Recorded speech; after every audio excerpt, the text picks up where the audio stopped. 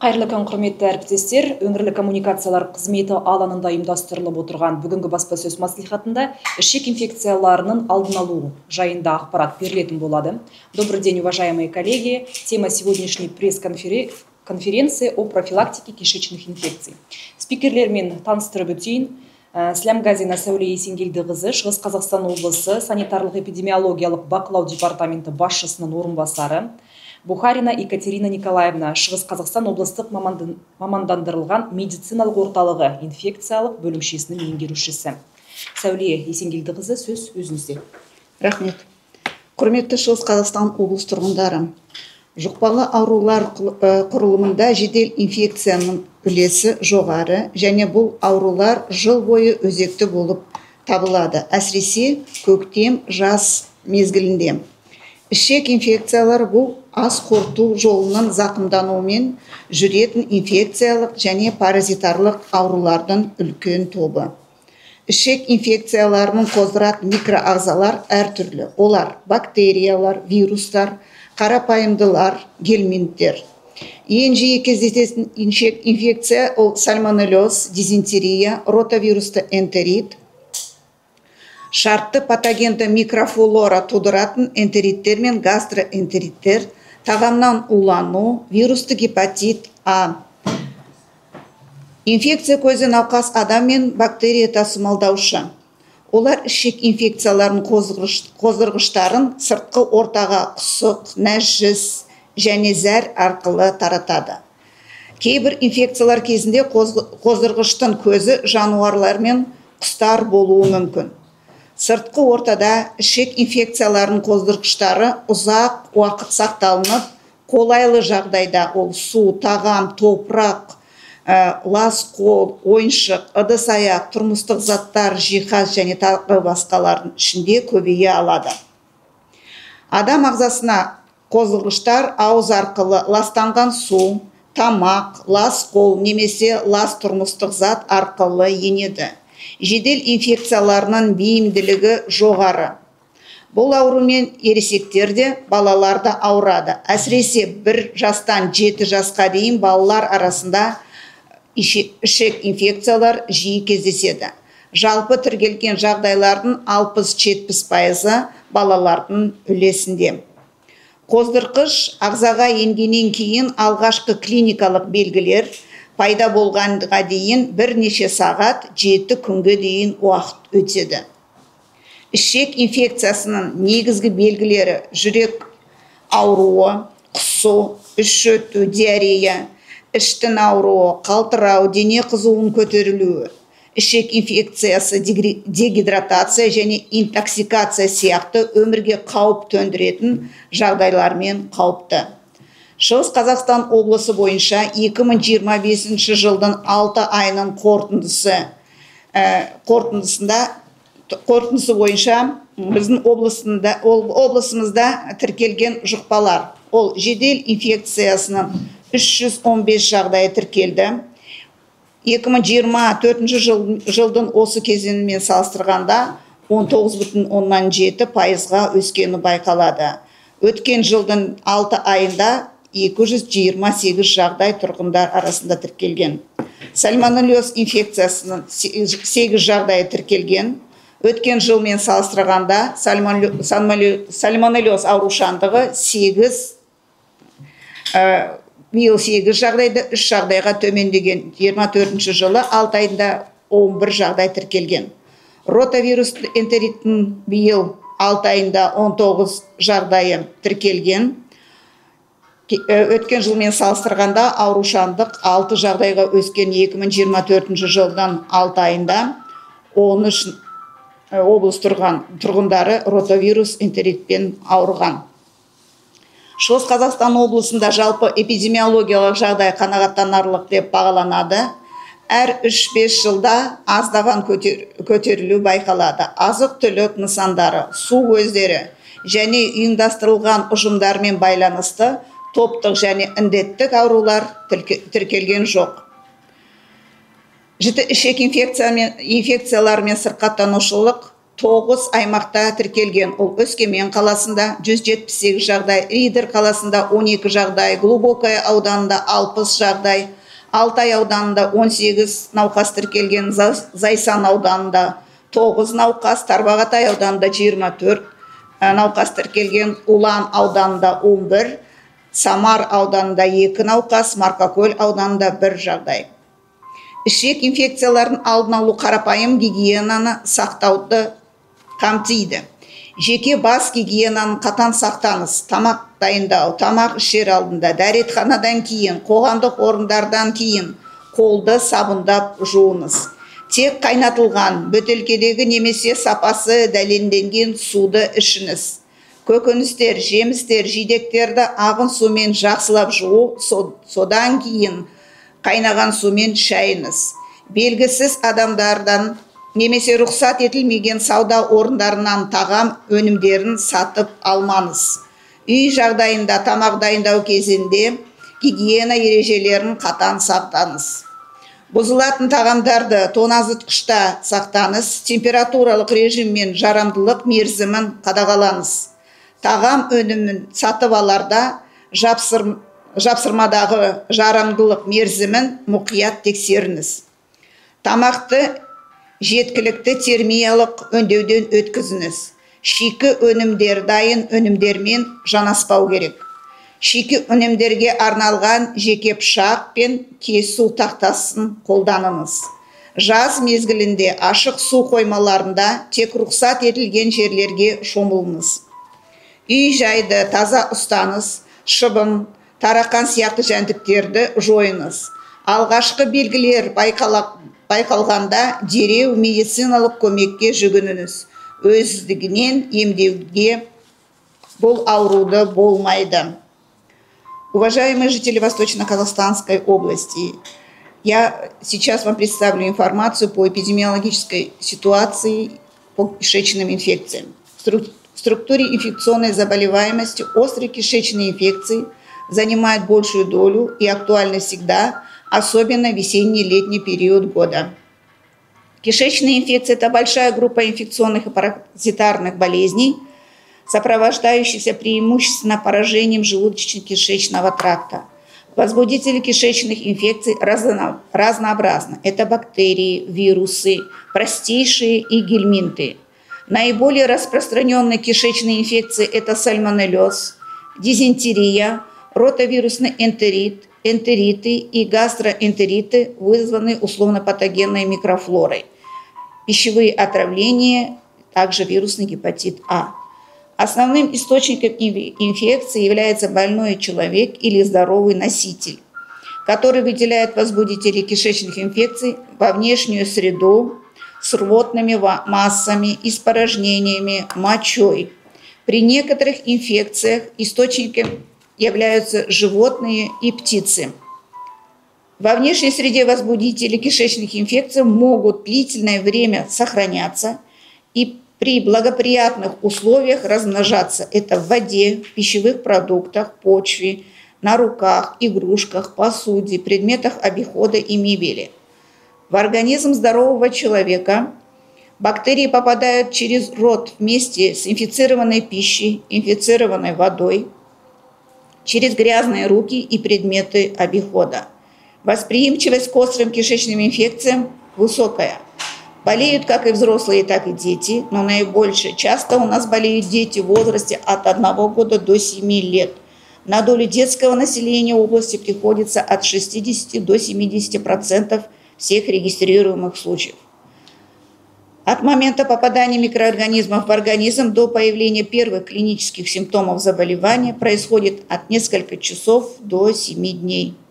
Основными симптомами при кишечных инфекциях являются тошнота, рвота, диарея, боли в животе, озноб, повышение температуры тела. Кишечная инфекция опасна таким состоянием, угрожающим жизни, как обезвоживание и интоксикация. На территории Восточно-Казахстанской области по итогам 6 месяцев 2025 года зарегистрировано 315 случаев острых кишечных инфекций. В сравнении с аналогичным периодом прошлого года отмечается рост заболеваемости на 19,7%. За 6 месяцев 2024 года по области было зарегистрировано 258 случаев острых кишечных инфекций.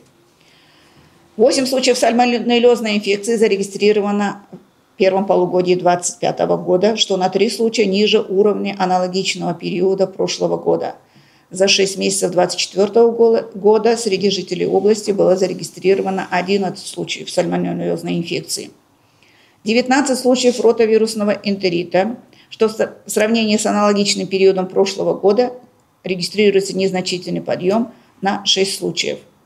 В целом эпидемиологическая ситуация по области по кишечным инфекциям расценивается как удовлетворительная, с незначительным подъемами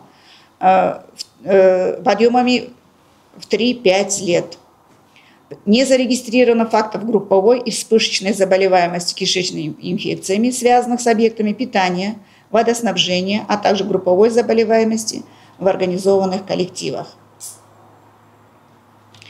Заболеваемость острыми кишечными инфекциями у нас в области по итогам 6 месяцев 2025 года зарегистрировано на территориях город Усть-Каменогорск 178 случаев, в Ридере 12, в Глубоковском районе 60 случаев, в районе Алтай заболело 18 жителей данного района, в Зайсанском районе 9 больных, в Тарбағатайском районе зарегистрировано 24 случая, в Уланском 11, в Самарском 2 и в Маркокольском 1. Профилактика кишечных инфекций включает соблюдение элементарных правил гигиены.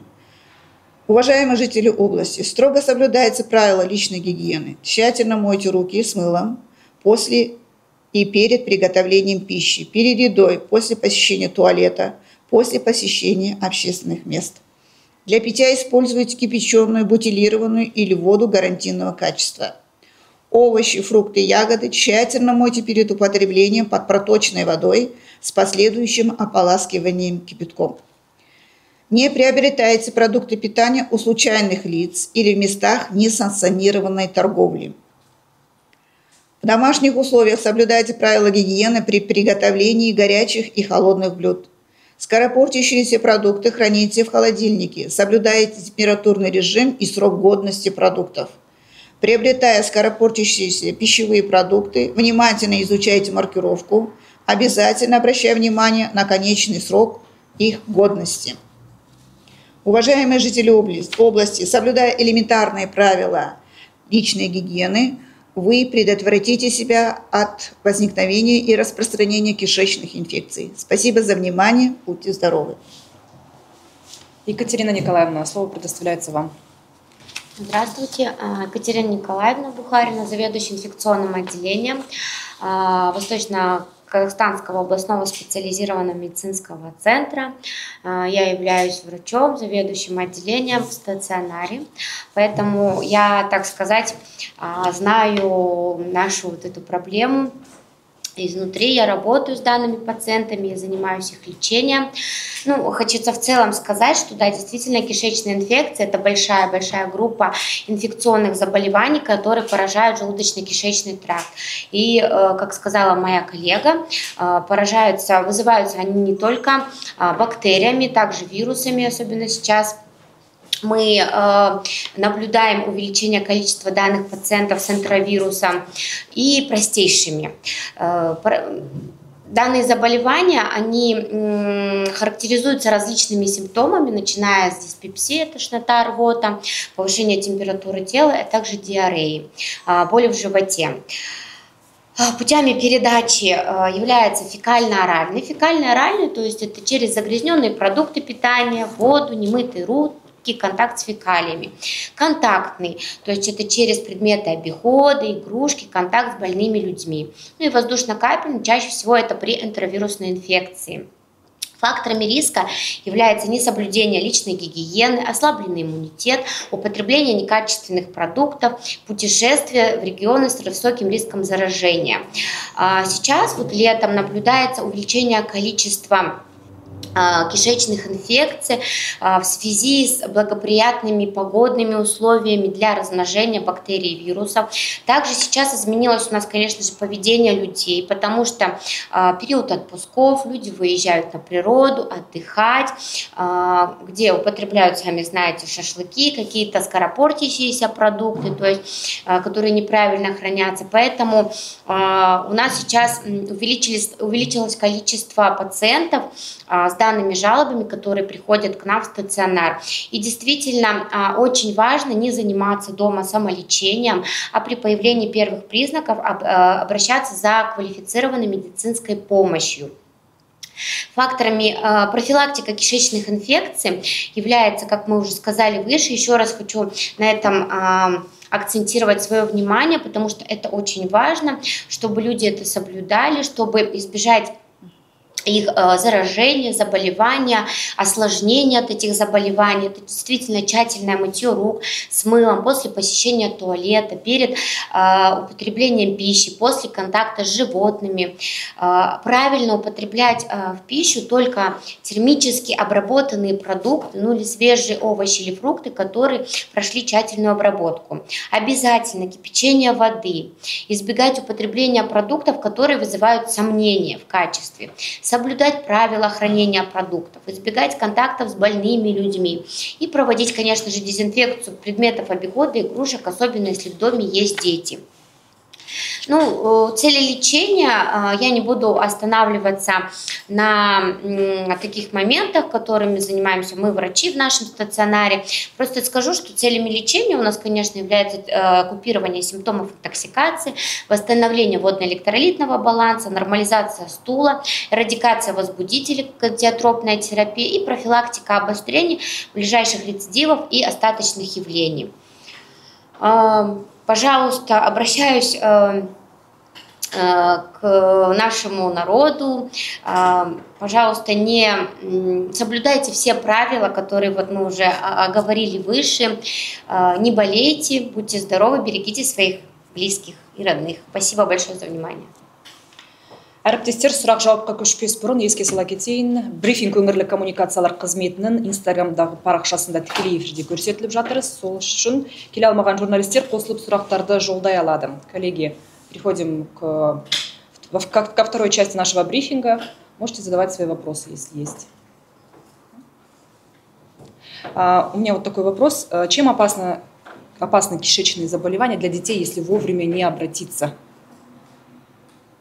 Ну, очень важно, если ослабленный иммунитет, коморбидный фон или вот детки, правильно, важно обращаться своевременно за медицинской помощью, потому что это может вызывать различные осложнения. И чаще всего кишечные инфекции могут приводить к обезвоживанию. Были у нас прям серьезные случаи такие, когда пациент поздно обратился за медицинской помощью. У нас в области ежегодно регистрируется заболеваемость среди детей до 14 лет. На их долю приходится от 60 до 70%, потому что дети – это та категория, которые не приспособлены тщательно соблюдать правила личной гигиены. Поэтому это категория риска. И большую часть заболеваемости дают дети до 14 лет и поступают в стационары, инфекционно-стационарной области. Это связано с этим, что дети, особенно дети до 5 лет, не могут тщательно соблюдать правила личной гигиены. Вот как коллега моя сказала, и я уточняю, еще раз уточняю, что инфекционные заболевания можно предотвратить, соблюдая элементарные правила личной гигиены. Поступил такой вопрос: были ли зарегистрированы факты отравления бахчевыми в этом году? В этом году в Восточно-Казахстанской области факты отравления пищевой токсикоинфекцией зарегистрировано не было по итогам 6 месяцев 2024 года. Коллеги, если больше нет вопросов, то завершаем наш брифинг. Благодарим за присутствие.